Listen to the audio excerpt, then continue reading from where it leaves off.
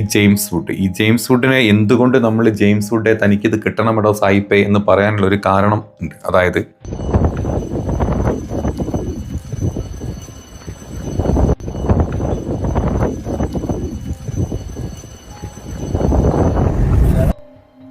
I posted this on X, but Sarah was on with her 8-year-old niece last night. She came out. I'm sorry. Just, one day you're swimming in the pool and the next day it's all gone. But she came out with her little Yeti piggy bank for us to rebuild our house. അതങ്ങനെയാടോ സായിപ്പേ. പടച്ചോൻ എന്ത് സായിപ്പ്, പടച്ചോൻ എന്ത് America. തീർക്കണം എന്ന് വിചാരിച്ചു കഴിഞ്ഞാൽ അത് ആരായാലും തീർത്തിരിക്കും. അത് നീ ആയതിൽ സന്തോഷമേ ഉള്ളൂ. നിനക്ക് ഈ പണി കിട്ടിയതിൽ സന്തോഷമേ ഉള്ളൂ. ഈ ലോകത്തിലെ ജനതയ്ക്ക് സന്തോഷം മാത്രമേ ഉള്ളൂ. ഒരാൾക്ക് ആപത്ത് വരുമ്പം സന്തോഷിക്കാൻ പാടില്ല എന്നാ. പക്ഷെ നിന്നെപ്പോലത്തെ മനസ്സാക്ഷിയില്ലാത്ത മൃഗങ്ങൾക്കൊക്കെ ഇതുപോലെ ഒരു വരുന്ന സമയത്തെ നമ്മൾ അറിയാണ്ടൊന്ന് ഉള്ളു ചിരിച്ചു പോകും. അപ്പോൾ ഇതെന്താ സംഭവം എന്ന് ഞാൻ പറഞ്ഞുതരാം. ഇതാണ് നമ്മുടെ ജെയിംസ് വുഡ്, അമേരിക്കൻ ആക്ടറാണ്, ഹോളിവുഡ് ആക്ടർ. ഭയങ്കര പ്രശസ്തനാണ്. വലിയ സംഭവം, ആനയാണ്, ആനപ്പാപ്പാനൊക്കെ പറയാം. പക്ഷേ നമുക്കറിയാം, കഴിഞ്ഞ 2-3 ദിവസങ്ങളായിട്ട് ലോസ് ഏഞ്ചൽസിൽ കാട്ടുതീ പടരുന്നത് നിങ്ങളെല്ലാവരും കണ്ടിട്ടുണ്ട്. തീ പടർന്നിട്ട് അവിടുത്തെ പല സ്ഥലങ്ങളും കത്തി അമർന്ന് ആയിരക്കണക്കിന് ഏക്കേഴ്സ് സ്ഥലങ്ങളാണ് കത്തി അമർന്നുകൊണ്ടിരിക്കുന്നത്. അതും സ്പെഷ്യലി ലോസ് ഏഞ്ചൽസ് ഹോളിവുഡ് നിൽക്കുന്ന സ്ഥലത്ത്, അല്ലെങ്കിൽ ഹോളിവുഡിൻ്റെ കംപ്ലീറ്റ് ആക്ടേഴ്സും ആക്ട്രസും അത്രയും വലിയൊരു നൈബർഹുഡ് ഉണ്ടാക്കി അത്രയും കോടികൾ മുടക്കിയിട്ട് വീട് വെച്ചിട്ടുള്ള സ്ഥലം, ആ ഒരു സ്പെഷ്യൽ ഏരിയ ഉണ്ട്. ആ ഏരിയ കംപ്ലീറ്റ് കത്തി നശിച്ചു പോയിട്ടുണ്ട്. ഒരുപാട് ആൾക്കാർ അതിൽ പെട്ടിട്ടുണ്ട്. ഒരുപാട് ആൾക്കാർ അവിടുന്ന് മാറ്റിപ്പാർപ്പിച്ചിട്ട് ദുരിതാശ്വാസ സ്ഥലം പോലത്തെ പല സ്ഥലങ്ങളോട്ട് മാറ്റിപ്പാർപ്പിച്ചിട്ടുണ്ട്. കോടീശ്വരന്മാരാണ്. അവരുടെ വീടും അവരുടെ കാറും അവരുടെ എന്തൊക്കെ ഉണ്ട് അതെല്ലാം നിന്ന നിപ്പിൽ അവിടെ കത്തി നശിച്ചോടത്തുനിന്ന് ഇറങ്ങി ഓടിയ ആൾക്കാരാണ്. അതിലെ പ്രധാനിയാണ് നമ്മൾ ഈ തുടക്കത്തിൽ കണ്ട ഈ ജെയിംസ് വുഡ്. ഈ ജെയിംസ് വുഡിനെ എന്തുകൊണ്ട് നമ്മൾ ജെയിംസ് വുഡെ തനിക്കിത് കിട്ടണമെടോ സായിപ്പേ എന്ന് പറയാനുള്ള ഒരു കാരണം ഉണ്ട്. അതായത് ഈ ഹമാസ്, അങ്ങനെയാണല്ലോ പറയേണ്ടത് അല്ലേ? ഹമാസ് പോട്ടെ, നമ്മുടെ ഇസ്രായേൽ പലസ്തീൻ യുദ്ധം നടന്നുകൊണ്ടിരിക്കുന്ന സമയത്ത് ഈ ഇസ്രായേലികൾ പലസ്തീനിൽ കൊണ്ട്, അതായത് ഹമാസിനെ കൊല്ലുക എന്നുള്ള പേരിൽ ഒരു 46,000 50,000 നിരപരാധികളെ കൊന്നു കളഞ്ഞിട്ടുണ്ട്. അതിൽ സ്ത്രീകളും കുട്ടികളും വലിയവരും ചെറിയവരും ഒക്കെ ഉണ്ട്. അപ്പം ഇവിടെ യുദ്ധം നടന്നുകൊണ്ടിരിക്കുന്ന സമയത്ത് നമ്മൾ ഈ തുടക്കത്തിൽ കണ്ട ജെയിംസ് വുഡ്, ഈ ഒരു ജന്തു, ഒരു മൃഗം എന്ന് നമുക്ക് പറയാം, അവൻ പറഞ്ഞ കുറച്ച് കാര്യങ്ങളുണ്ട്.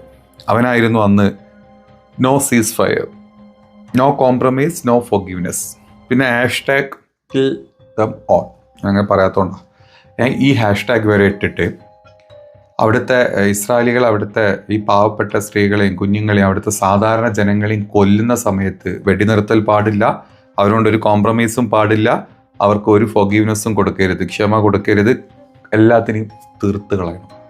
#, വരെ ഇട്ട് പോസ്റ്റ് ചെയ്തവനാണ് ഇവൻ. അത്രയും അവന് ഇതിൻ്റെ ഇടയ്ക്ക് ബൈഡൻ ഒരു പരിപാടിയൊക്കെ നോക്കിയിരുന്നല്ലോ, ഒരു വെടിനിർത്തൽ ചർച്ചക്കുള്ള പരിപാടിയൊക്കെ നോക്കിയിരുന്നു. അത് മറ്റൊരു കളി.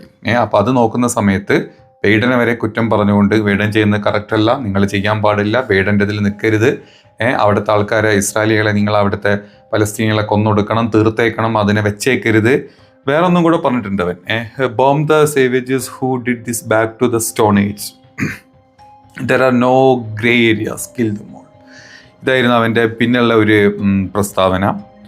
അങ്ങനെ ഇവൻ പല പ്രസ്താവനകൾ ഇതുപോലെ നടത്തി. അതും ഈ ഇസ്രായേൽ ഇതിന് വേണ്ടിയിട്ട്. മറ്റൊരു പ്രസ്താവന, may be you should not have raped the murdered innocent woman and children on October 7.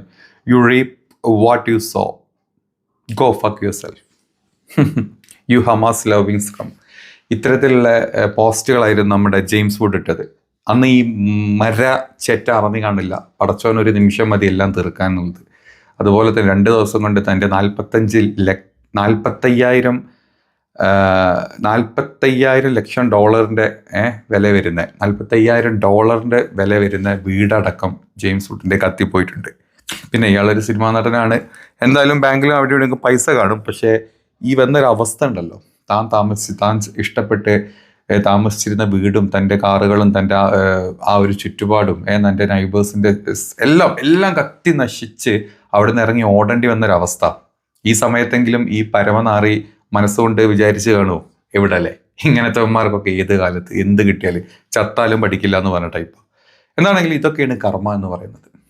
അന്നൊരിക്കലും ഈ കാസിൽ നിന്ന് ഈ പലായനം ചെയ്ത ആൾക്കാരെ കൊന്നു തീർത്ത് അവിടുന്ന് ആൾക്കാർ പോകുമ്പോൾ ഇപ്പുറത്ത് അമേരിക്കയിൽ ഇരുന്ന് കണ്ണടിച്ച് ചിരിച്ച് കൈയടിച്ച് ചിരിച്ച് അതിനെതിരെ back to back #kill them all എന്നും പറഞ്ഞിട്ടുള്ള പോസ്റ്റ് വരെയിട്ട് സ്വയം നിർവൃതി അടഞ്ഞ് കണ്ണുകൾ കൊണ്ട് ആ കുളിർക്കാഴ്ച കണ്ട് ജീവിച്ചിരുന്ന ജെയിംസ് വുഡ് ഇപ്പം കിടക്കുന്നുണ്ട്.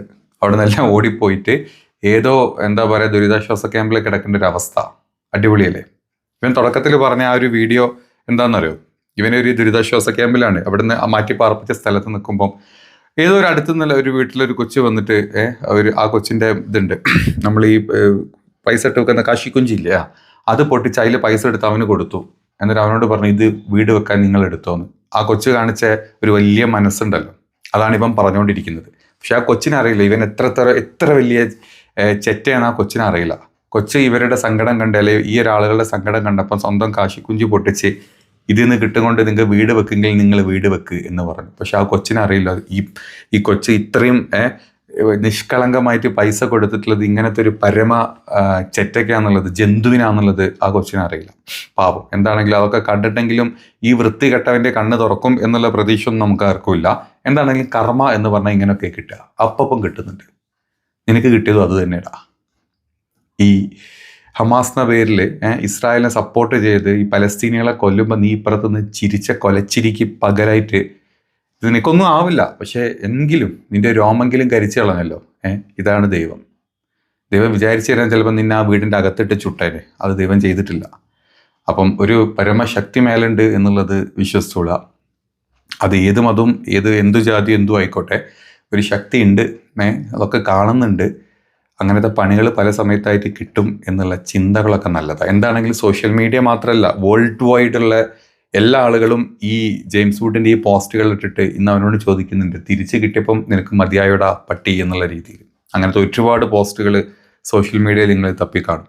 അങ്ങനെയൊക്കെയാണ് ആൾക്കാർക്ക് ഓരോ പണി കിട്ടുന്നത്. കർമ്മ ഇസ് എ ബീച്ച്. കറക്റ്റ് അല്ലേ?